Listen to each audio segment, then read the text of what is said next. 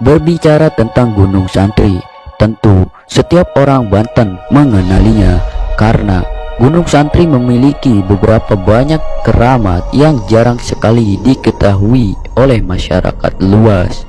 Namun begitu, apakah kalian tahu keramat di balik Gunung Santri? Dan siapakah tokoh-tokoh yang dimakamkan di area gunung tersebut? Berikut akan kami bahas lengkap di video. Gunung Santri adalah sebutan sebuah bukit sekaligus nama kampung di Desa Bojonegara, Kecamatan Bojonegara, Kabupaten Serang, Banten. Gunung Santri berada di tengah gugusan gunung-gunung yang memanjang dimulai dari pantai dan berakhir pada gunung induk yaitu Gunung Gede. Kawasan ini selalu dijadikan objek wisata religi yang ramai dikunjungi warga karena di kawasan Gunung Santri terdapat makam para tokoh pahlawan zaman Kesultanan Banten. Makam para tokoh terlihat dari banyaknya kuburan berbatu nisan kuno yang berada di sepanjang jalan menuju puncak gunung. Salah satu tokoh zaman Kesultanan yang dikuburkan di puncak Gunung Santri yaitu Syekh Muhammad Soleh. Ia adalah santri Sunan Ampel. Dahulu ia dikenal sebagai salah satu ulama yang aktif menyebarkan Islam di tanah Banten. Penyebarannya pun hingga seluruh wilayah pantai utara Banten. Syekh tersebut meninggal dalam waktu 76 tahun pada 1550 Hijriah. Di dekat kuburannya juga terdapat kuburan santrinya yaitu Makam Malik, Makam Israil, Makam Ali, dan Makam Akbar. Keempatnya termasuk santri setia yang selalu menemani Syekh Muhammad Soleh dalam menyiarkan agama Islam. Selain terdapat kuburan tokoh tersebut, dikutip dari laman Bantenologi, Gunung Santri juga dikisahkan pernah menjadi Ki Wasyid, salah seorang tokoh Banten yang aktif melakukan perlawanan terhadap penjajah Belanda kala itu.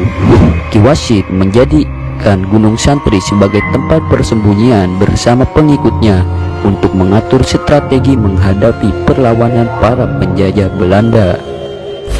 Kisah Karomah Syekh Muhammad Soleh Gunung Santri. Syekh Muhammad Soleh bin Abdurrahman adalah seorang ulama penyebar agama Islam di kawasan pantai utara Banten. Syekh Muhammad Soleh sebelumnya adalah santri dari Sunan Ampel. Setelah menimba ilmu dari Sunan Ampel, beliau kemudian menimba ilmu dari Sunan Gunung Jati, yakni ayahanda dari Sultan Maulana Hasanuddin Banten atau Sultan Syarif Hidayatullah yang pada masa itu menjadi penguasa di Cirebon.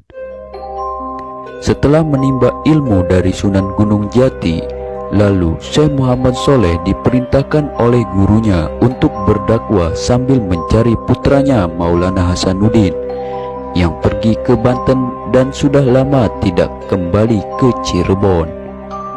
Kala itu Banten masih beragama Hindu dan masih di bawah kekuasaan kerajaan Pajajaran yang dipimpin oleh Prabu Pucuk Umun dengan pusat pemerintahannya berada di Banten Girang. Akhirnya Syekh Muhammad Soleh pun bertemu Maulana Hasanuddin di Gunung Lempuyang dekat kampung Merapit, Desa Ukir Sari, Kecamatan Bojonegara. Setelah bertemu, Maulana Hasanuddin menolak untuk segera kembali ke Cirebon karena merasa terpanggil untuk mengislamkan Tatar Banten yang masih banyak memeluk agama Hindu. Syekh Muhammad Soleh pun akhirnya menetap di Gunung Santri yang merupakan salah satu bukit dan nama kampung di Desa Bojonegara, Kecamatan Bojonegara, Kabupaten Serang, Banten. Dan beliau pun memulai berdakwah menemui Sultan Maulana Hasanuddin Banten. Maulana Hasanuddin pun kemudian mengangkat Syekh Muhammad Soleh untuk menjadi pengawal sekaligus penasehat dengan julukan Cilik Koren. Namun, Syiar Islam yang dilakukan Maulana Hasanuddin mendapat tantangan dari Prabu Pucuk Umun, sang penguasa kala itu, yang semakin kehilangan pengaruh akibat masuknya ajaran Islam. Karena berhasil menyampaikan agama Islam di Banten sampai bagian selatan Gunung Pulau Sari atau Gunung Karang dan Pulau Panaitan ujung Kulon, Prabu Pucuk Umun pun menantang Maulana Hasanuddin untuk bertarung dengan cara mengadu ayam jago, dan sebagai taruhannya jika kalah akan dipotong lehernya itu. Tantangan Prabu Pucuk Umun lalu diterima Maulana Hasanuddin Banten.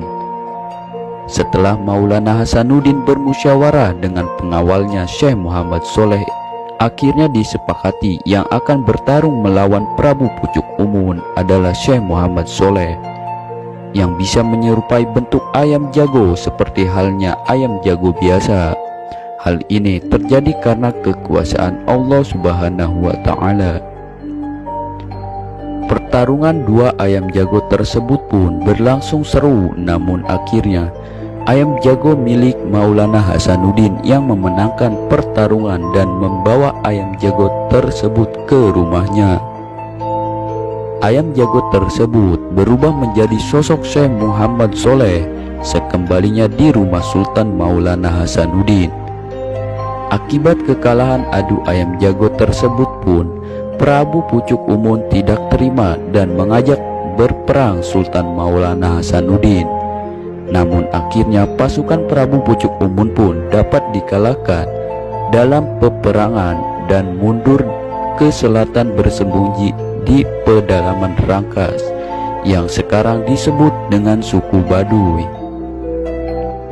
Setelah selesai mengemban tugas dari Sultan Maulana Hasanuddin Banten, Syekh Muhammad Soleh pun kembali ke kediamannya di Gunung Santri dan melanjutkan aktivitasnya sebagai mubaligh dan menyiarkan agama Islam kembali sampai wafatnya beliau di area Gunung Santri tersebut.